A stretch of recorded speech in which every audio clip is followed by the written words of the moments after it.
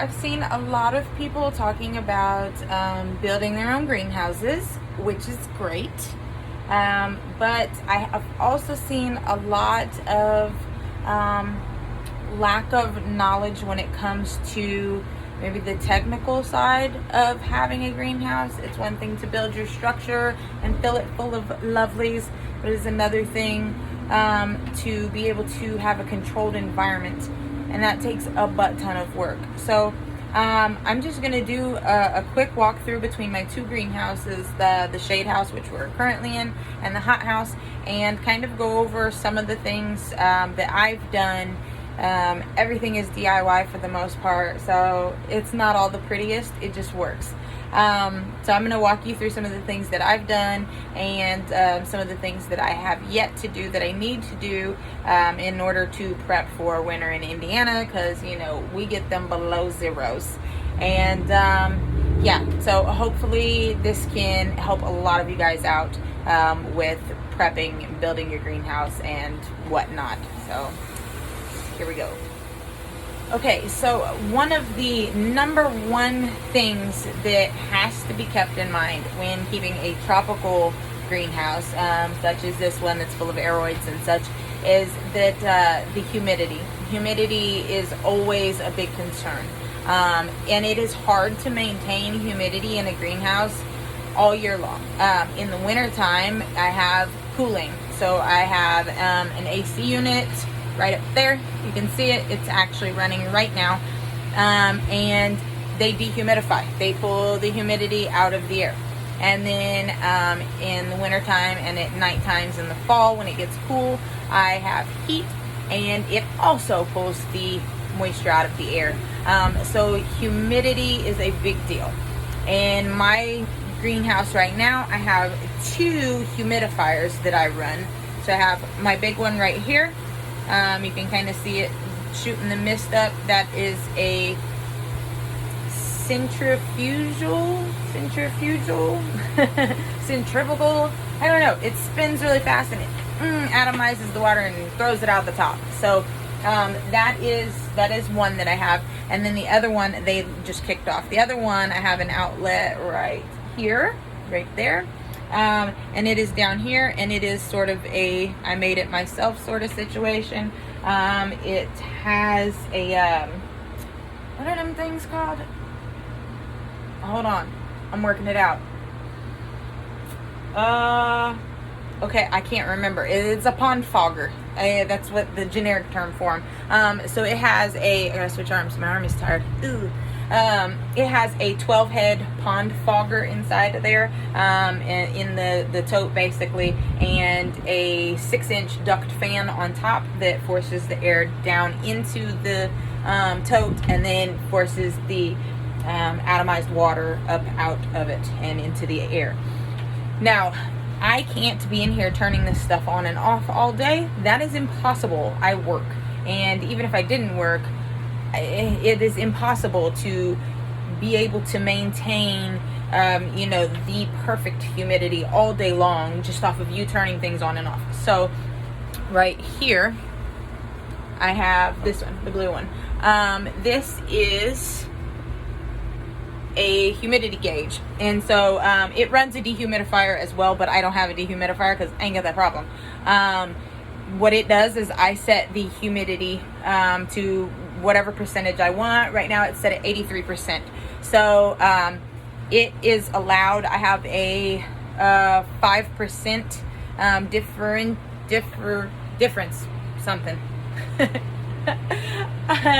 So it can fluctuate 5%. So it can drop from 83 down to, I don't know, whatever 5 from that is, and then it'll cut on, and once it hits 83 it kicks everything back off. So that's great because it maintains that all day long. Another thing I do to help with humidity is called dampening.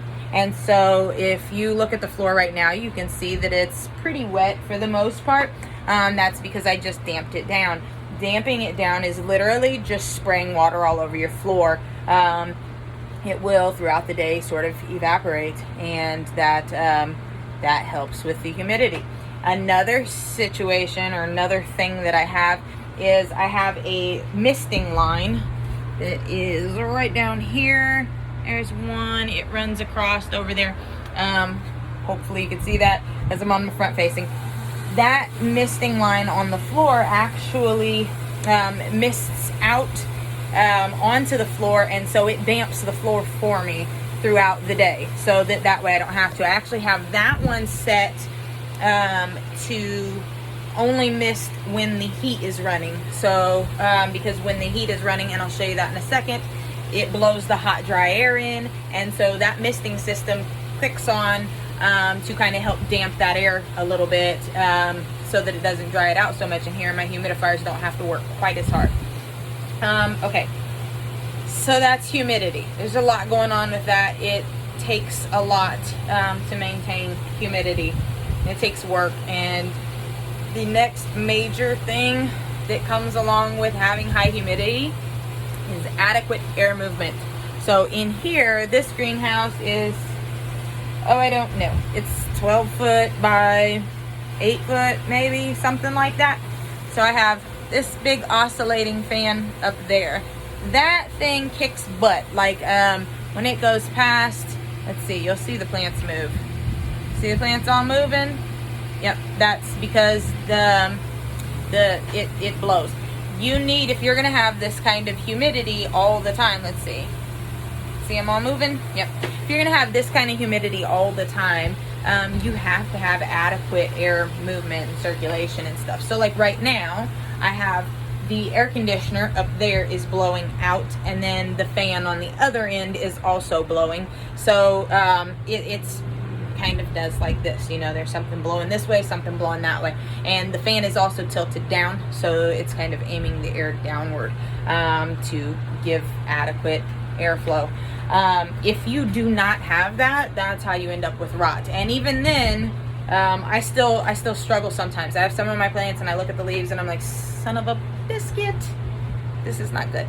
And I have to move things around and make adjustments and all that good stuff. It is literally a never-ending process. You don't just have a greenhouse and it's like, yay, I've got a greenhouse, this is great, I'm done. Never ever. You're absolutely never ever done. On from there. Temperature control. You have to have adequate temperature control. Now in my shade house, which is what I call this one, it's where my tropics are. In my shade house, I try to keep it around 70 to 75 in the daytime and 60 to 65 at nighttime, to keep the plantsies happy. In the summertime, that can be difficult because it's hard to cool this. It really is. I mean, I have venting, and it's still just, it's hard to cool it. Venting is another big thing. I've already sealed some of mine up, but right up along there's like some foam up in there. I had those open, and I also have, there's a square right there. You can kind of see a piece of 2x4 right there. There's a duct fan that goes right there, and it blows the hot air from in here into the hot house, and then the hot house vents it out. I'll show you all that in a minute. But keeping the temperature in here is really important. These plants don't like to be super hot. They also do not want to be super cold. So I have another gaugey thingy. This one right here, gaugey thingy. That one controls the heating and the cooling. So right now I have it set at 66 just because it ain't gonna get down to 66 right now with the little bit of sun out and stuff. It is currently at 73 degrees, which is fine. That's right where I want it to be. I want to upgrade to a new one because that one, I didn't realize that it didn't have daytime, nighttime settings. It only has one setting. So I need to change that and get a new one that has where I can do the different temperature ranges for daytime and nighttime. But until then, right now that one is running. The air conditioner, it's pretty straightforward. It's just an air conditioner up there. For the heat, yeah, I'm getting ready to show y'all some shit. It is what it is. You gotta make shit work. So for the heat, we're gonna go over here, walk past the humidifier, come down here. This is the door. Excuse my cords. I've been doing stuff, knocking shit down. I make a mess. It is what it is. Right on down here, I have this fan system on my door. Don't pay attention to any of this. It all has to be redone. It's a mess. Winter prep is a bitch. It is. So we're gonna go into the hot house and I'm gonna show you how this works. For my heat, I can't get the door unlatched. Ooh, I'm ugly up close. All right, so we are in the hot house. I also have the hot house on a temp gauge as well. So that the vent fan up there is running currently because I have it set to 75 degrees in here, I think, and it's currently 80, which is fine. 80 is not hurting anything. For my heat, for the shade house, what I do is I pull hot air from my hot house into the shade house, and the back side of the door, boom, there's the fan. Now, at nighttime, it gets cold as shit in here, and so that's not going to heat in the shade house if it's cold in here, is it? No. Enter the 30,000 BTU gas furnace. Boom, bam, thank you, ma'am. That dude right there puts off a butt ton of heat, and I have it located, you can see, in relation to the other fan. I've got them located close to each other. I also have, it's a box fan mounted to the wall. It is what it is. I told y'all, this is DIY, baby. This is how we do. I upgrade things as I can. So that box fan is pointed that way. The exhaust fan usually isn't on at nighttime because it's cooler. So as the heat rises up, it hits that box fan, bounces it that direction and back around, and then the fan down here in the door pumps that nice warm air in here into the shade house. And it is just enough to keep the shade house at a comfortable, like I said, what did I say, 55 to 60 degrees? No, 60 to 65 degrees. I'm tripping. In the winter time, like when it gets cold, it does dip down. Sometimes I actually will bring in a small space heater, and I will set that on a separate gauge so that way I'll let the main heat system kind of do its thing. But if it falters, or if, you know, it just can't manage to keep up, then I will have the second little electric space heater on its own little thing, and it'll kick itself on when it needs to if it drops below a certain temperature. I chose to use a gas furnace instead of an electric heater for my own personal reasons. My house was built in 1927. It is almost 100 years old. It still has original wiring, and I don't like running things like space heaters in an old house on old wiring. I have natural gas, and gas lines are really easy to run. So I ran a gas line out, and this gas furnace was like 150 bucks.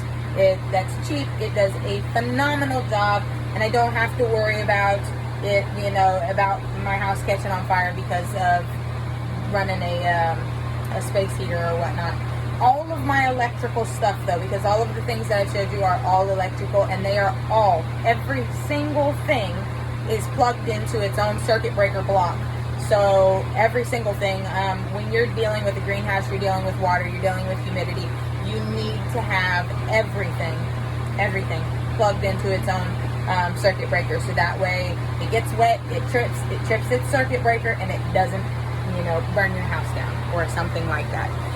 This furnace is a ventless furnace, which means it burns really clean. However, it's in the greenhouse and it's vented anyways, so not that big a deal. Let's see. Yeah, I think I've showed you pretty much everything. I've showed you the hot and the cold and the humidity and the airflow, and how I make the airflow move between both houses, because like I said, this fan up there, you can see how its direction, it bounces it that way off of that wall and it comes right back around. Look, there's Godzilla. She's beautiful. I love her. Hi, Godzilla. So yeah, I've showed you all that. Now, there's still things left to do. What I have left to do is winterizing both of the greenhouses. So once it gets cold, like wintertime cold, we're in fall cold now. When it gets winter cold, that vent right there will get closed up or whatnot. I won't need it. It will not get that hot in here. If usually what I do is put a piece of plastic flap on the outside of it, and it already has the little levers that come down, but I'll put a heavy piece of plastic flap on there.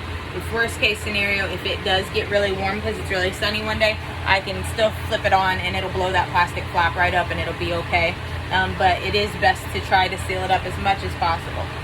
I will go through both of my greenhouses, both of them, and I plastic everywhere. I put plastic on the walls, in between the places, and on the ceiling, in between the rafters, and all of that. This year I'm actually going to try something that I seen on another greenhouse builder DIY guys thing. He uses bubble wrap. All of those little pockets, that's dead space, which is perfect insulation. So, and it's clear, so it lets light in. In the shade house, so in the hot house, you can see it's a lot brighter than it is in the shade house, and that is because there's no shade screen, there's no nothing. In the hot house, or the shade house, we're gonna go back in here. You can see it got a lot dimmer in here. That is because there is a shade cloth on this outside window. I think it's a 20% shade cloth, and that is because this faces the west, so that gets evening sun. So I have that shade cloth on that wall because the evening sun hits in that way. On the ceiling, you can kind of see there's corrugated. That's not there in the hot house. In here, I have the twin wall polycarbonate on the ceiling, but I also have tinted corrugated plastic over the top of that to help cut down on the harsh heat and sun rays and stuff. What I do have, because for the most part, cutting out some of that sun was also to try to help keep my heat down. And but I need the light. You know, these plants do like bright light. They just don't like hot ass sun on them.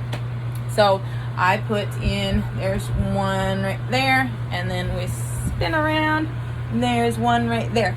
Those are LED lights, and them bad dudes, they're just regular like garage light LEDs, but each one of those pads is like adjustable. It can move, and I want to say it's something like 7,000 lumens. They are bright as shit. They'll make you see spots, and they also are fully capable of sun stressing plants. I will show you. So you can see that there, this top shelf right here, that's the distance. And let me show you a plant we all know and love. Yes, we do. Right there.